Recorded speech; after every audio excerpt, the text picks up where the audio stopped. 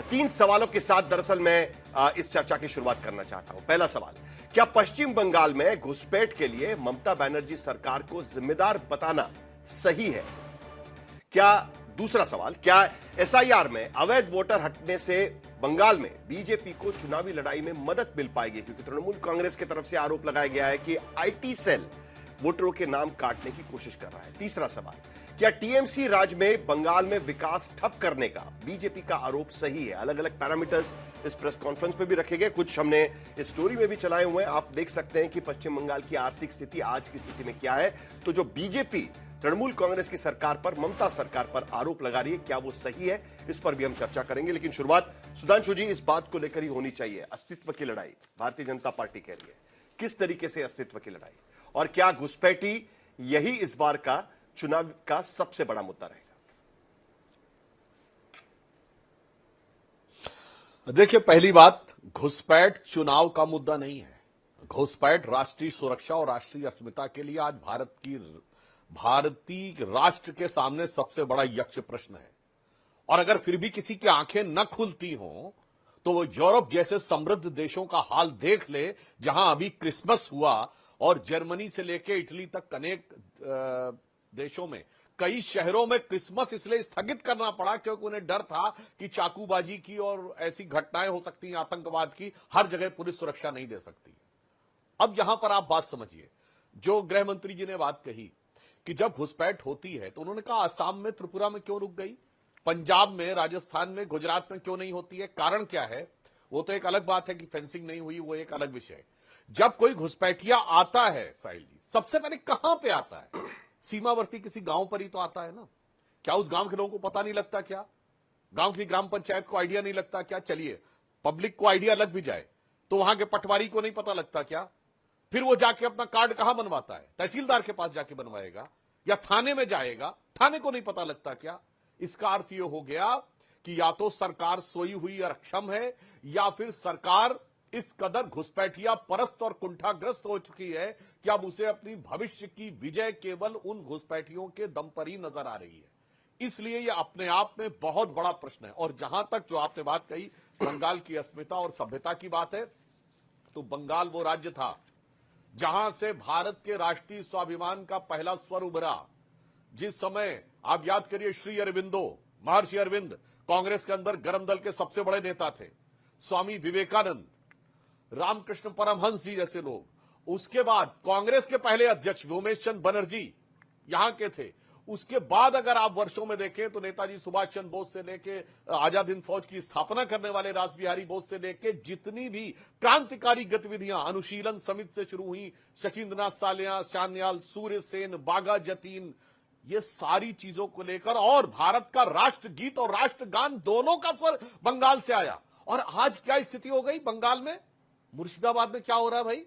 किसी को दिखाई नहीं पड़ा कि वक्फ बोर्ड के नाम के ऊपर किस ढंग से दो लोगों की हत्या कर दी गई? आज बाबरी मस्जिद बन रही है। आज आकर वो अब एक तरफ कह रहे विकास के मुद्दे बात होनी चाहिए, मदन मित्रा कहते भगवान राम मुसलमान थे। मतलब हद होती है किसी भी चीज की बात करने वाली। इससे यह दिखाई पड़ता है कि आज जानते साहिल जी, दो ही चीजों के बारे में है। यह चुनाव यह तय करेगा कि बंगाल का भविष्य बांग्लादेश बनने की तरफ आगे बढ़ेगा या बंगाल का भविष्य इस अमृत काल में विकसित भारत की राह पर आने के लिए आगे बढ़ेगा।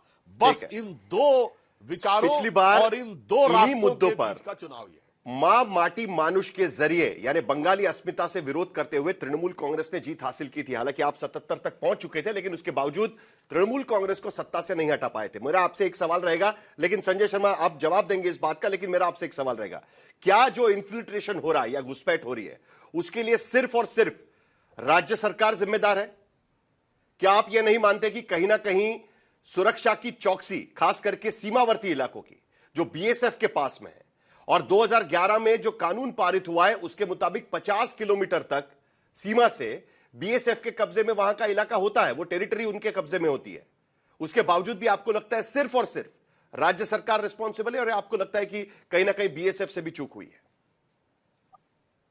जी, मैं आपकी बात पर आता हूं, लेकिन सुधांशु आप मुझसे पहले सुधांशु जी को जवाब देने दीजिए, उसके बाद आप जवाब दीजिए। यह सवाल सुधांशु जी के लिए। अच्छा, ये प्रश्न मुझसे है। हाँ, देखिए, जो आपने बात जी सर। कही, ये बिल्कुल आपकी बात बहुत सही है। इसीलिए इसका राज्यसभा में भी गृह मंत्री जी ने जवाब दिया था कि बांग्लादेश भारत की सीमा में केवल 563 किलोमीटर का ही क्षेत्र है जहां पर फेंसिंग नहीं हो पाई है, और वो केवल बंगाल का क्षेत्र है। और जहां पर कुछ इलाके वाकई नदी है बीच में, दुर्गम स्थान है जहां पर की, और यहां पर सिर्फ ये विषय नहीं है कि अभी आए हैं, जो पहले से आए हुए बैठे हुए लोग हैं। मुझे याद आता है साहिल जी, अगस्त 2005 यही ममता बनर्जी थी जिन्होंने भारत के इतिहास का सबसे अभूतपूर्व कारनामा किया था, जब लोकसभा अध्यक्ष के ऊपर फाइल फेंक दी थी। किस बात पे नाराज होकर? कि बांग्लादेशी घुसपैठियों के मुद्दे के ऊपर वो सदन में चर्चा कराने के लिए तैयार नहीं थे। और वही ममता बनर्जी हैं जिनके नेता अब ओरिजिनली कहते हैं, आके एलानिया तमाम नेता लोग बोलते हैं, अरे ये ममता का बंगाल है, ये मोदी का गुजरात नहीं है, देखते हमें कौन हाथ लगाता है। और 2014 के चुनाव, लेकिन बीएसएफ की भी रिस्पॉन्सिबिलिटी है ना, हमारी सरकार बनने के बाद फेंसिंग हो या नहीं हो, होगा, तो इंटरनेशनल बॉर्डर से 50 किलोमीटर तक की टेरिटरी, बात सुनिए, ये बीएसएफ के हाथ में होता है। कहीं ना कहीं बीएसएफ की रिस्पॉन्सिबिलिटी भी है ना इसमें। मैं मानता हूं कि कहीं ना कहीं लोकल गवर्नमेंट के लोग भी उनको हेल्प करते होंगे, लेकिन दूसरी तरफ 50 किलोमीटर तक इंटरनेशनल बॉर्डर से अगर बीएसएफ के कब्जे में टेरिटरी है, तो वो रिस्पॉन्सिबिलिटी वहां के सीमावर्ती फोर्सेस की भी है, अगर अभी भी घुसपैठ हो रही है वहां पर। तो साहिल जी, आपने मेरी बात नहीं सुनी। साहिल जी, आपने मेरी बात नहीं सुनी। घुसपैठ अब हो रही है वो इंपॉर्टेंट नहीं, जो हो चुकी उसे लेजिटिमाइज किया जा रहा है वो इंपॉर्टेंट है। अब तो आपने उल्टा सीन देखा होगा जो भारत के इतिहास में कभी देखने को नहीं मिला। लाइन लगा के लोग बांग्लादेश के बॉर्डर की तरफ यहां से बाहर जा रहे थे, और देखिए वो वीडियो अवेलेबल है जिसमें उन्होंने कहा वो 4 बार चुनाव में वोट भी डाल चुके हैं। ये वीडियो अवेलेबल है कि जो घुसपैठिया बांग्लादेश जा रहा है, उनमें अनेक लोगों ने बोला हाँ वो 3-3, 4-4 बार चुनाव में वोट भी डाल चुके हैं, अब घबरा के जा रहे हैं। ये है हमारी सरकार का इकबाल। आज से पहले कोई आप वरिष्ठ पत्रकार रहे, एक कोई सीन बताइए जब आपने देखा हो इधर। तो कुल मिलाकर आप कह रहे हैं कि जो पहले की घुसपैठ हो रही है उसको लेकर आप बात कर रहे हैं, क्योंकि कहीं ना कहीं ये भी बात होती है कि आज की सरकार किस तरीके से नाकाम है, राज्य सरकार, उसके वजह से भी घुसपैठ हो रही है। लेकिन ममता बनर्जी का एक बयान आया हुआ है, वो जरा एक बार देख लेते हैं, उसके बाद संजय शर्मा आपके आरोपों का जवाब भी देंगे कि बीजेपी के बंगाल जीतने के दावे पर 2/3 बहुमत से हम बंगाल जीतेंगे, अमित शाह ने दावा किया था, उस पर ममता बनर्जी का बयान आया कि आपको कहना होगा और आपको देश छोड़कर हम निकालेंगे। लोकतंत्र के तरीके से हम बंगाल जीतेंगे और उसके साथ साथ देश भी जीतेंगे। लोकतांत्रिक तरीके से ये कैसे निकलना है ये पता है हमें, आपको कैसे देश के बाहर निकालना है लोकतांत्रिक तरीके से ये हमें पता है, देश से बाहर निकालेंगे। संजय शर्मा, भारतीय जनता पार्टी को अब धमकी आप दे रहे हैं कि आप सिर्फ बंगाल जीतेंगे और देश से भी बाहर निकाल देंगे बीजेपी को बाद में। देखिए साहिल जी, आज बहुत अच्छा लगा, सुधांशु त्रिवेदी जी बहुत अच्छा बोल रहे थे, बंगाल के ऋषियों मनीषियों के बारे में बोल रहे थे कि राष्ट्रगान और राष्ट्रगीत दोनों बंगाल की धरती से निकले हैं, बंगाली मानुष के, बंगाली मेधा ने वो गीत दिए हैं। सुधांशु जी बहुत सही बात की। और दुख किस बात का है साहिल जी जानते हैं? आज उसी बंगाल के लोगों को भाजपा शासित राज्यों में बांग्लादेशी कहकर मारा जा रहा है, और इसका जवाब इस पर भारतीय जनता पार्टी कभी कुछ कहेगी इसका मुझे विश्वास नहीं है और कुछ आशा भी नहीं है। और सीमा से घुसपैठ की जो समस्या है, घुसपैठ की समस्या के लिए आपने कुछ दिनों पहले, महीने भर के आसपास के पहले, केंद्रीय गृह मंत्री जी एक पत्रिका के एक अखबार समूह के कार्यक्रम में बोल रहे थे कि ये रोकना संभव ही नहीं है, इतनी बड़ी सीमा है, इतना खुला बॉर्डर है, रोकना संभव ही नहीं है। उन्होंने खुलेआम कहा था, उस समय बंगाल चुनाव इनके ध्यान में नहीं आया था। और जहां तक घुसपैठ के ऊपर कार्रवाई करने की बात है, मैं आपसे साहिल जी कहता हूं, डोनाल्ड ट्रंप जब दूसरी बार अमेरिका के राष्ट्रपति बने, उन्होंने कहा था कि अवैध रूप से अमेरिका में रहने वाले लोगों को हम उनके देश वापस भेजेंगे।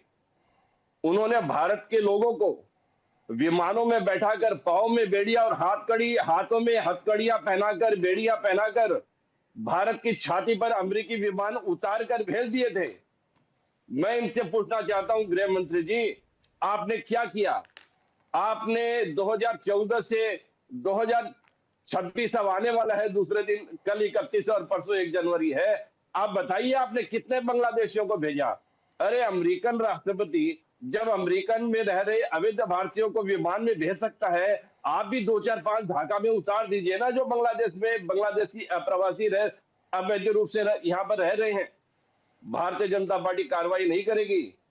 मैं दावे के साथ कहता हूं, इनके पहले की सरकारों ने जितने अवैध बांग्लादेशियों को भेजा है, यदि आप आंकड़े देखेंगे, उसका 10% भी इन लोगों ने अचीव नहीं किया। ऐसे नामुराद और अहंकारी लोग आज देश की सत्ता में बैठे हैं। आप दुर्भाग्य देखिए, महात्मा गांधी जी ने जब शरीर छोड़ा, जब अंतिम सांस ली, उनके मुंह से निकला था हे राम। और आज देहरादून में त्रिपुरा का हमारा बेटा एंजल चीमा, जब उसने राज्य आश्रित, शासक आश्रित गुंडों के कारण अपनी देह तोड़ी, आक्रमण के कारण अपना देह त्यागा, उन्होंने कहा था आई एम एन इंडियन।